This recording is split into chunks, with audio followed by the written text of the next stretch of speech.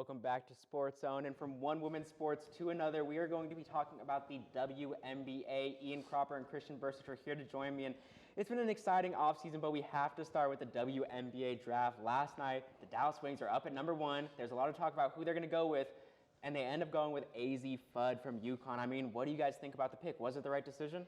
I do, and honestly, this Stars team is looking pretty scary. I mean, look at your starting 5. You have AZ Fudd, number 1 overall pick from this year, pairing with her college teammate, current sophomore sensation who won Rookie of the Year last year, Paige Beckers. You have Arike Mbugawale, 4-time All-Star coming off a massive extension.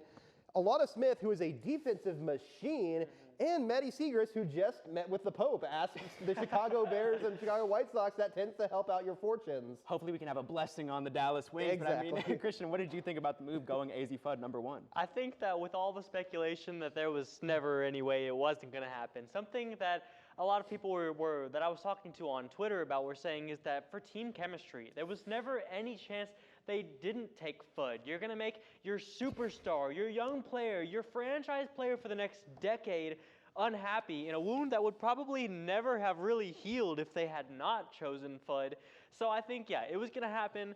The Arike contract was the only question mark before, but even then, I think that the Wings are just betting on the fact that when you have this much talent on the team, you'll make it work eventually, and I think that's the way you got to go. That's fair, because the fit is a little bit confusing to me. Paige Beckers, AZ, and Arike, those are all guards or smaller players at least, and Maddie Segrist isn't the biggest if you're running her out the 4. I mean, what do you guys think about this team? Are we going to be a little bit small, or do you have faith in Alana Smith to really anchor that team? I mean, Alana Smith's really all you need. She has been a defensive machine these past few seasons, so I do think this team is going to be competitive. It's hard to say how much just because the West is really loaded, but I do think they could push some of those higher flight teams to the brink.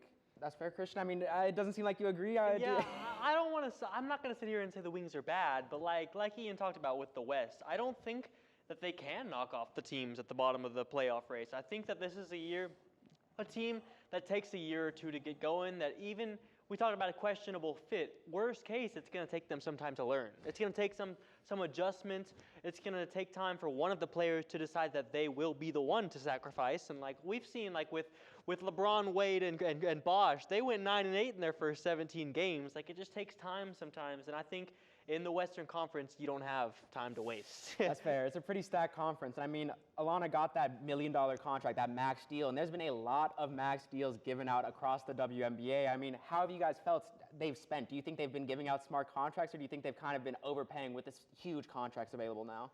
Well, I think it's mostly been worth it because if you look at the 24 players now making over $1 million a year, 18 of them have some kind of individual honor, be that an all-star, an all-WNBA, an all-defensive, or something like that over the past 4 years. To me, that just means that the new salary cap is raising the standard at which players of that caliber are paid. I think we'll see the full consequences of that going over the next few seasons, but my initial reaction is that it does make sense.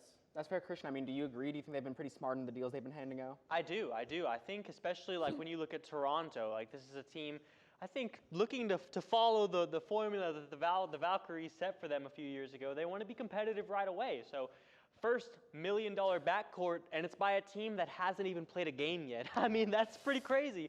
But I think that it goes to show like the WNBA, these players, they weren't just spewing nonsense for the past few years whenever they've talked about how undervalued, how underpaid they are. And I think that this showed it. Like within a day of free agency opening, we have $1 million contracts that were the biggest deals in NBA history if they happen, or in WNBA history if they happened a week ago, you know? And the only thing that I kind of looked at and I was like, ooh, those are question marks, are the long deals. Like we've seen some 5-6 year deals. And I don't know, whenever like the salary adjusted, it kind of gave me like Luol Deng flashbacks. Yeah, exactly, with my Lakers. Like, are you sure you want to sign that contract? But yeah, I agree that this does give me 2016 NBA offseason vibes. And I do think this presents both some great opportunities and great risks because on the one hand, you have teams like the Golden State Warriors who went out and got KD added to a top 5 basketball team of all time. On the other hand, you have teams paying millions of dollars to Timothy Mozgov and Nick Batum. So it'll be interesting to see which NBA teams are the Warriors and which are the Lakers and Hornets. If I had to make my prediction right now, I think that the Atlanta Dream are the Golden State Warriors of the 2016 offseason. I think they went a little bit of a different pathway, but getting Angel Reese at first, it was like, whoa, kind of gave up a bit for Angel Reese, even though she definitely makes the team better. But then you just see that the moves that they've made in free agency, it's like, oh, we might be looking at a super team here. Same with New York.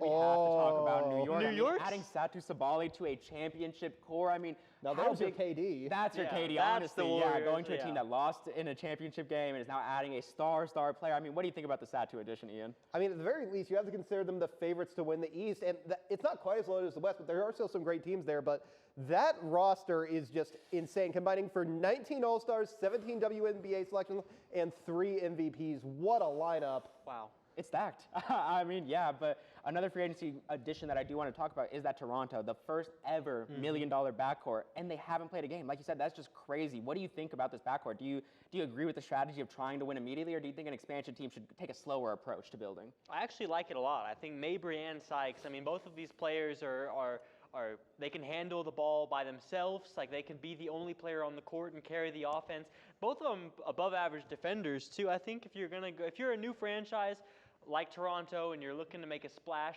I think this was the way to do it. You got a backcourt that'll set you up at least for the next 3-4 years. Both of them, they're not necessarily young players, but I wouldn't say that they're like on their way out.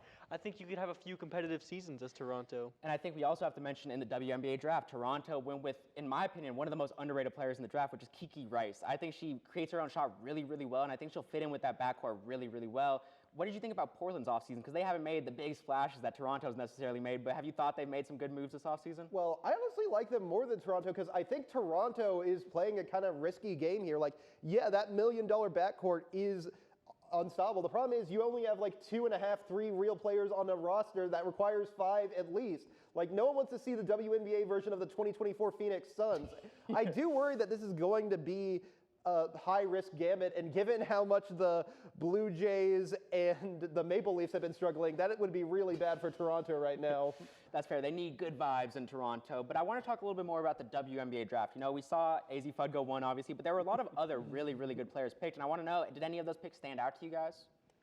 I mean, you got to go. I mean, to me, it's mainly just AZ Fudd. I mean, I am a Dallasite, so I'm hyped. I'm really looking forward to seeing this team in the new year. I think they can make some noise. That's fair. Speaking of another Texas college or player that's played in college, Olivia Miles went number 2 to the Minnesota Lynx. They added a real point guard to a team that's kind of been lacking a true traditional point guard. What do you guys think about that move? I was surprised. I was surprised to see her go before Alwa Fam. I think that's like a clear, was the second best player in the draft, and I think that's who you take, and we'll see how the future goes, how it works out, but I just don't think it was the right decision, like, at all. I have to disagree with you. She's not the second best player in the class. She's the first best player in the class. Alwa Fam should have gone number 1, and I think I get why AZ went number 1. The team chemistry with Paige, you have to make her happy, but Alwa Fam is just a star player. The length she provides, the defense she provides, it's absurd, and I think pairing her with Dominique Malonga in Seattle, that front court would have been.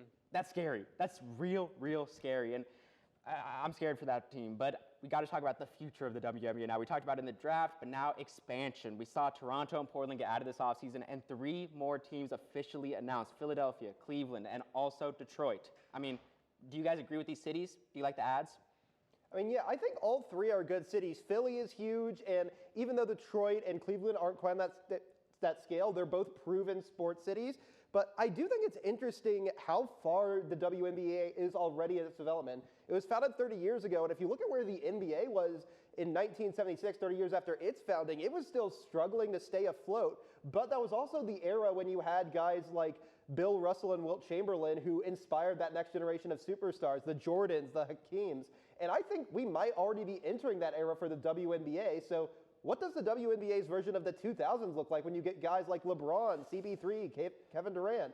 I do think it's going to be really interesting watching the WNBA over the next decade plus, and expansion really helps with that. Absolutely. I mean, Christian, do you agree with this expansion choice? I do, actually. I think that going with cities that have like synergy with the NBA team is big. I think when you look at the WNBA, I mean, really, the Aces are the only one that don't have like a brother team, for lack of better words, in their city. And Well, that's going to change soon. that is definitely going to change soon, as we know. But I think that it's good. I think that no one, when it comes to professional athletes, no one supports the WNBA more than the NBA players themselves. Like they love each other. They go to the games. They sit courtside. They're spreading awareness. And I think that like choosing these cities, Philadelphia, Cleveland, Detroit, like all of those correlating NBA teams will be there. They'll show up. Their fans will be at the games. They'll have synergy between the two. They'll have event nights, and I think that that's the direction the WNBA needs to go in. That's fair. The WNBA is definitely going in a super exciting direction. I mean, with the contracts, with the expansion, it's super exciting time to be a fan of the league. But